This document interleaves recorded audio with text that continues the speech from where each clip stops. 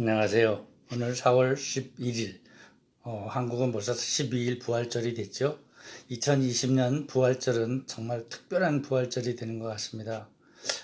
물론 예수 믿지 않는 분들은 부활이 무엇인지 잘 모르는 분들도 있겠고, 또 알더라도 믿지 못하는 분들도 있겠고, 그렇지만 예수 믿는 사람들에게는 정말 부활이 없으면 예수 믿는 것이 헛것이라고 그랬죠.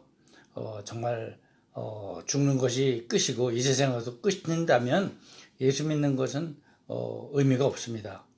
정말 예수 믿는 것은 우리가 영원한 생명이 있다. 이 인생 100년, 200년 이 지구상에서 살고 가는 육신의 생명이 끝나면 끝나는 것이 아니고, 육신은 흙에서 왔으니까 흙으로 돌아가지만 그 영은, 하나님에게서 받은 영은 영원히 산다.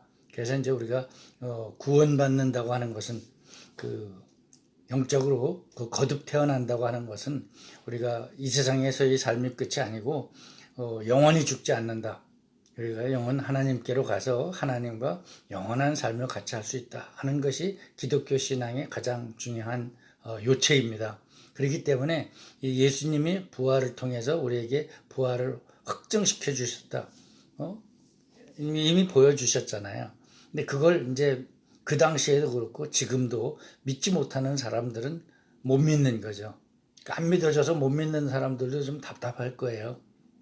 그래서 사실 믿는 건 내가 믿는 게 아니라 하나님의 은혜를 받은 사람들만 믿는다고 합니다. 그러니까 믿음 같은 것도 사실은 내가 선택을 해서 그 믿는 것 같지만 이미 하나님의 예정에 의해서 하나님께서 택하여 주신 사람들이 기회를 주는데, 그 기회에 믿음으로 반응을 해서 받아들이는 사람은 구원을 받고, 그것을 거부하는 사람들은 은혜 받지 못한 거고 또 영생을 받지 못하는 거고 구원을 받지 못하는 거죠.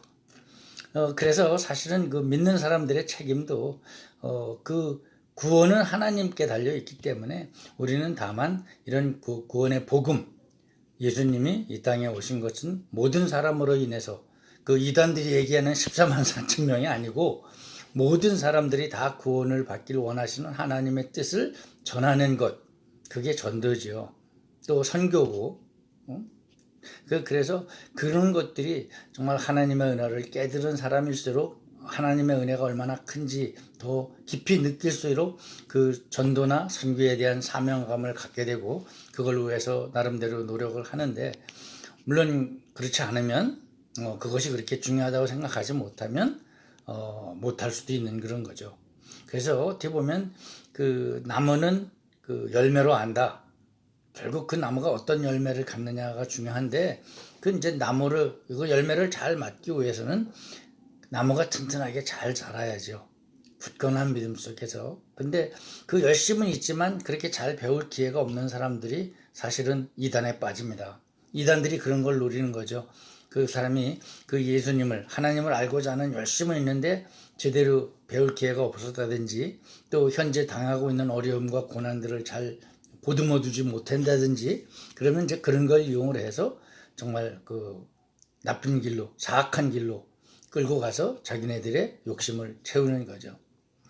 참 그런 면에서 우리 기독교의 정통교회라는 하는 데서 좀 반성할 부분이 있다 하는 것들은, 정말 그 이단들이 이렇게 기승을 해서 데려갈 때 우리는 무엇을 했는가, 우리가 정말 그 사람들을 품어주지 못했고 또 제대로 교육하지 못했고 전도하지 못했고, 그런 거에 대해서 정말 통렬하게 회개하고 정말 새로워지려고 하는 그런 부활의 계절이 됐으면 좋겠다 하는 그런 마음입니다.